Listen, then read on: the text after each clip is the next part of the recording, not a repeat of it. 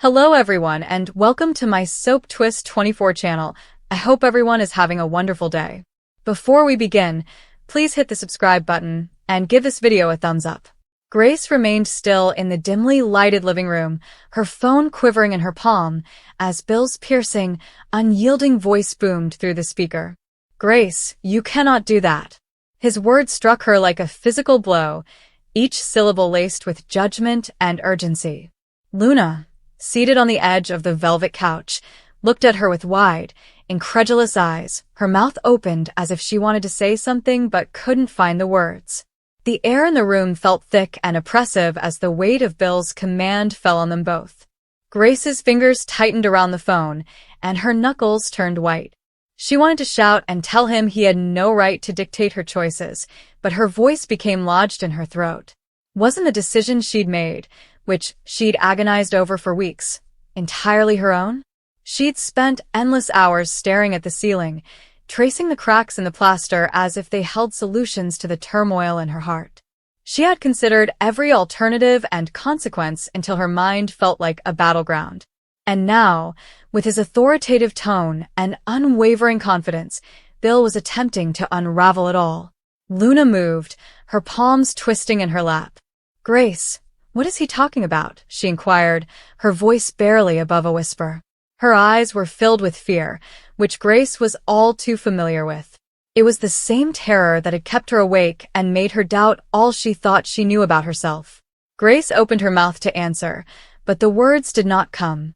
How could she describe something that she hardly understood? As memories returned, the room appeared to shrink around her, the walls closing in. She recalled the day she found out, the sterile smell of the doctor's office, and how the fluorescent lights buzzed overhead. The doctor spoke quietly, her voice clinical yet sympathetic, as she broke the news that changed everything. Grace sat there, grasping the edge of the examining table, her world tipped on its axis. She'd always assumed she'd know what to do in situations like this, that her beliefs would lead her. Instead, she felt lost and unattached, like a boat sailing through a storm. Bill's voice interrupted her thoughts again, bringing her back to the present. "Grace, you are making a mistake. You must consider what this means for you and for everyone." His remarks were tinged with something more than fury, perhaps desperation or terror. Grace needed to know why he cared so much and why he believed he could control her future. But deep down, she knew. Bill had always held the reins, steering the people around him like chess pieces.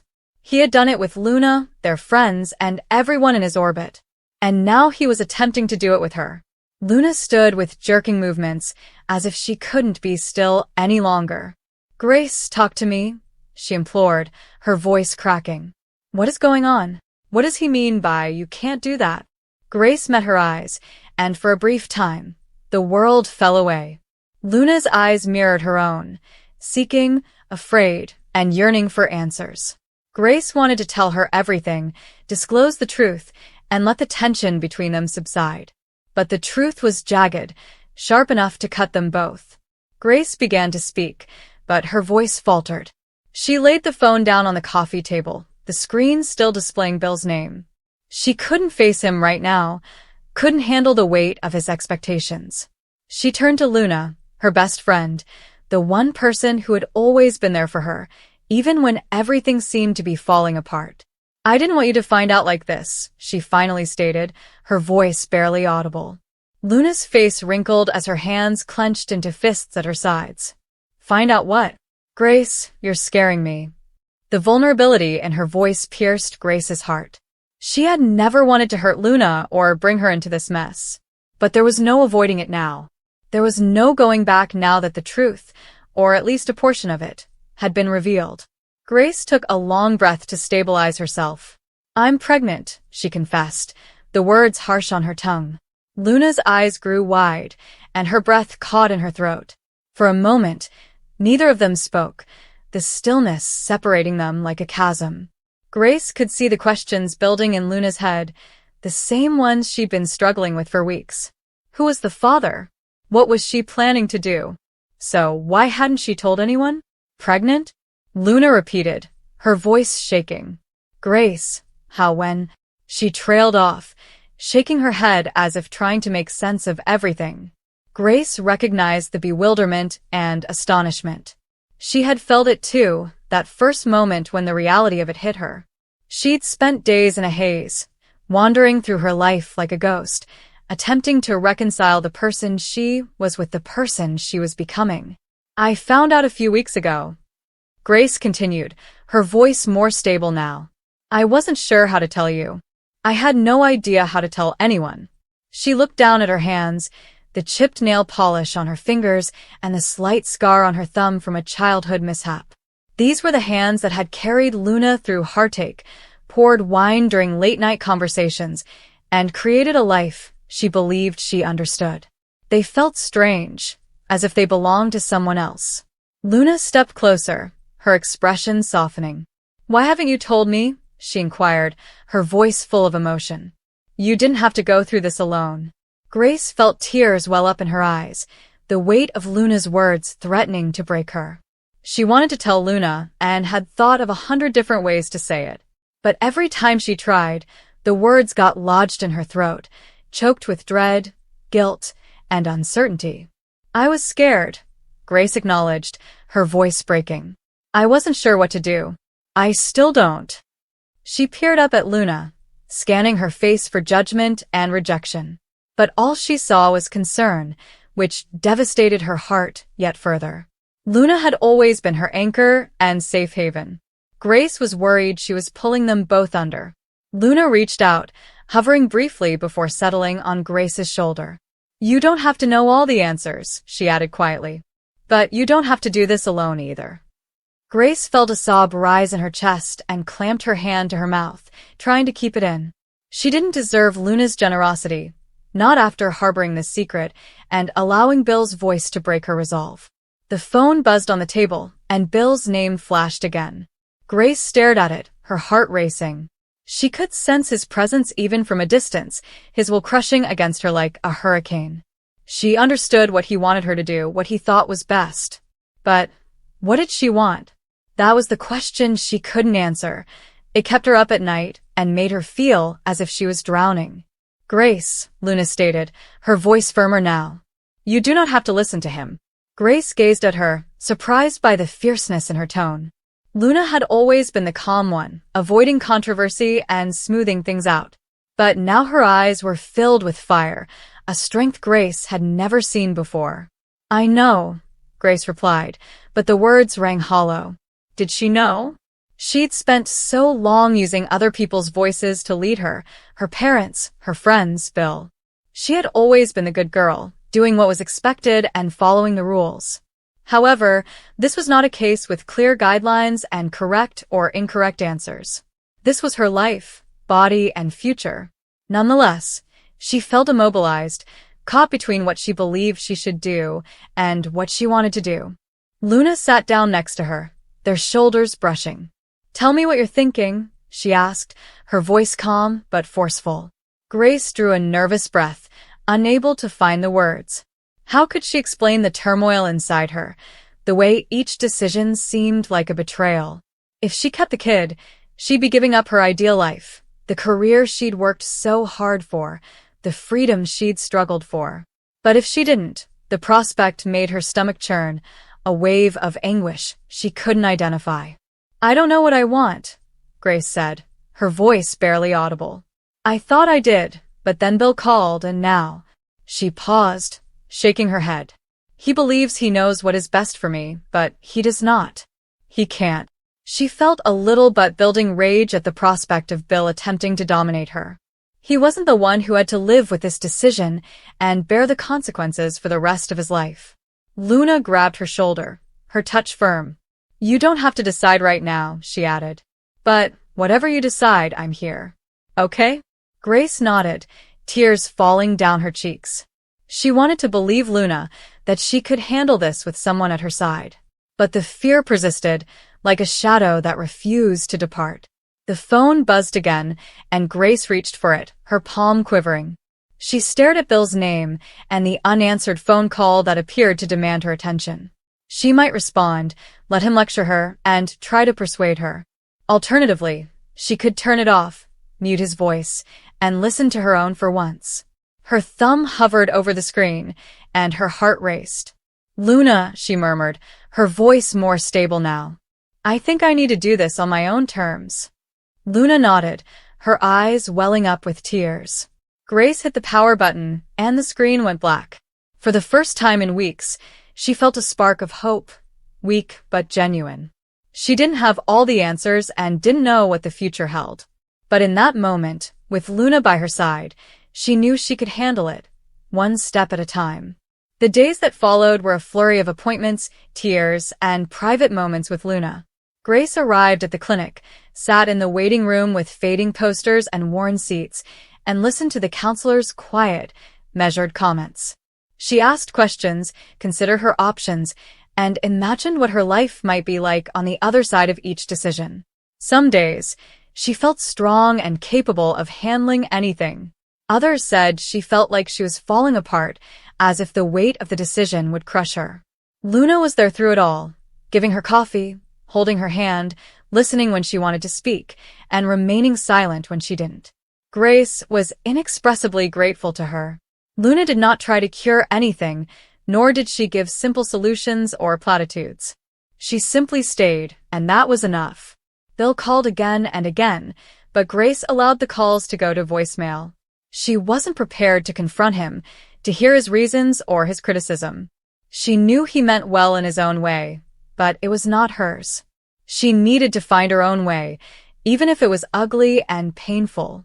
Grace sat on her balcony one evening, a blanket across her shoulders, as the sun slipped below the horizon, painting the sky pink and gold. Luna was inside brewing tea, the clink of mugs providing a soothing sound in the background. Grace felt strangely calm as she looked out at the city and the lights glittering in the distance. She didn't have all the answers yet, but she was gaining confidence in her ability to find them. She reflected about the future, the life that was developing inside her, and the person she wished to become. She reflected on her dreams, plans, and how they might change to create place for something new. She thought about Luna, about the strength of their connection, and how they had previously faced storms together. And she thought about Bill, how his words had shaken her, but also urged her to stand firm. Grace wasn't sure what she would do yet, but for the first time, she felt empowered to make her own decisions. And she knew it was a start. "Grace, you can't do that."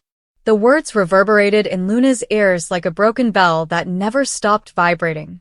She had been standing at the hallway door when Bill's voice rang out across the room. His tone wasn't nasty, but it was piercing, the kind of tone intended to prevent someone from moving on, from making a decision they couldn't reverse. Grace sat with her hands so tightly clasped in her lap that her knuckles were white. Her breathing was irregular and shallow. She was not looking at Bill. She was not looking at anyone. Her gaze seemed to be caught somewhere far away, deep within a memory that Luna could not access. Luna didn't entirely comprehend what was said at first. The words "abort her" felt like a missing piece of a puzzle she had no idea she was a part of. Then, as if the air itself had informed her the truth, she realized. Grace had once been pregnant with her, and Bill had called to end it, whether out of fear, wrath, or misguided righteousness. The room became suddenly smaller. Every sound is exaggerated. The tick of the antique clock on the mantelpiece sounded loud. Luna's heart, which was usually in a steady rhythm, was now pounding with irregular beats, as if it couldn't decide whether to break apart or keep going. Grace finally lifted her gaze. They were wet, but no tears flowed. She gazed at Bill, then at Luna, as if they were mirrors reflecting different aspects of her life. "You weren't supposed to hear that," Grace muttered, her voice shaking from the weight of what she hadn't said before. Luna shook her head, unable to find the words. How could she? What language does a child use to tell a mother that the notion of her not existing is too weighty, too piercing, to bear? She took a step back, slamming into the doorframe as if the world itself intended to keep her immobile at that moment. Bill's expression softened with sadness, but his pride prevented him from apologizing. "I was scared," he admitted. "We were young. It wasn't the appropriate time.